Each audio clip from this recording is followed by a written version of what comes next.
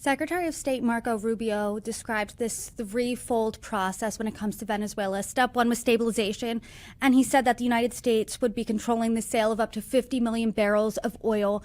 Then the next step would be recovery, and then the final step would be transition. When you're looking at that final step of transition, did he explicitly say in that meeting or otherwise that this would be a transition to democracy? I didn't hear that. I guess that's just implied because we wouldn't export communism, and we would not export totalitarianism, which is what they've had I guess a hybrid of that in the past. So I mean that's just implied. That's just where we're headed. We've had a bad habit of messing in things we shouldn't have in the past and leaving it in worse shape. But this, as this turns out, this was in bad shape. I don't see it could get much worse. So I think once democracy has its say, I think it's going to work out very well. And I suspect it'll happen a lot faster than a lot of the critics think it will. Do you have any insight into how fast exactly that would happen, or how fast you would hope that would happen? No, if I did, I wouldn't be in Congress, ma'am. I'd probably be on Wall Street. I hear you. President Trump, though, posted that in light of these, quote, very troubled and dangerous times, the 2027 U.S. military budget should be $1.5 trillion. And this is up significantly from the $900 billion it was in 2026.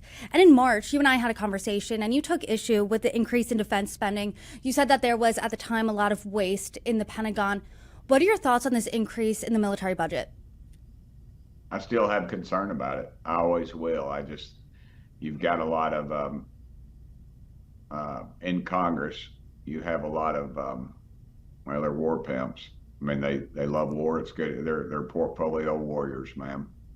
And old men make decisions and young men die. And I don't want to see any more young men die. I would like to see us have some restraint. I don't know how we do it.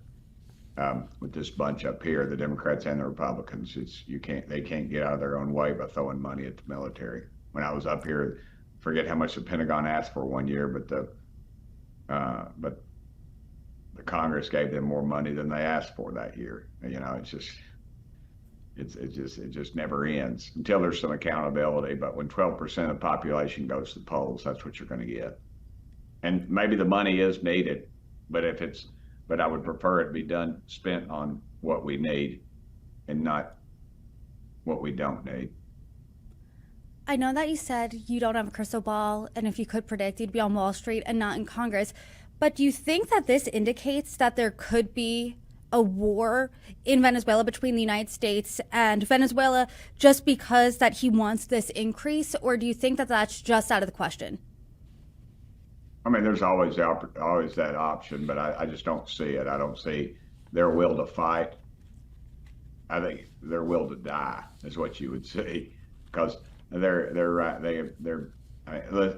you see any of the footage of their military, you're talking about 1970s technology, and we're not playing around anymore with this White House. They're not going to play around, and you'll see the full might, and you'll see our technological advance on display if somebody tries this president. And my final question to you is the Senate advanced a bipartisan war powers resolution that would block President Trump from further military action in Venezuela unless he received congressional authorization. What do you make of that, and would that be something you support? No, I thought that was pretty worthless and pretty gutless on their part. Constitution's pretty aware. We don't need a bunch of portfolio warriors up here voting. That's what they're voting for, and that it's not an act of war. It was Maduro's killed more Americans through his drug smuggling and terrorist funding than we lost in the Vietnam War, and shame on the Senate. That's pitiful. I know that you don't need an answer for every Republican's opinion, obviously, but Senator Rand Paul said this: make no mistake, bombing another nation's capital and removing their leader is an act of war, plain and simple. No provision in the Constitution provides such power to the presidency. I'm assuming that you disagree with him, correct? I do. I do. It wasn't. It's within the presidential powers of what he did to make that strike. Again, you wait on Congress, they're just going to call Maduro his people. These people up here are not for America. A lot of them are, not most of them, but some of them. And the Democrat Party has shown that they support anarchy, they support drug dealers, they support terrorism. They blocked a bill in the Senate to defund the Taliban. We're sending $40 million a week.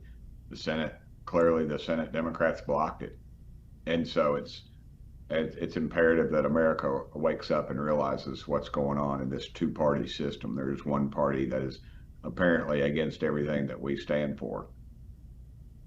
I mean, that's quite the charge. Have you said that to a Democrat's face, and what's the response there? Yeah, they just laugh. Everybody up here is just trying to get reelected, ma'am. You got a percentage of people that want to do the right thing, and you got a percentage of people that they don't care. All they want is to be reelected and have this fancy office and that fat paycheck. That's all it's about. Well, Congressman, I always appreciate our conversations. You're welcome back anytime. Thank you so much for joining me. Thank you, ma'am. It's been a great pleasure. You have a great day.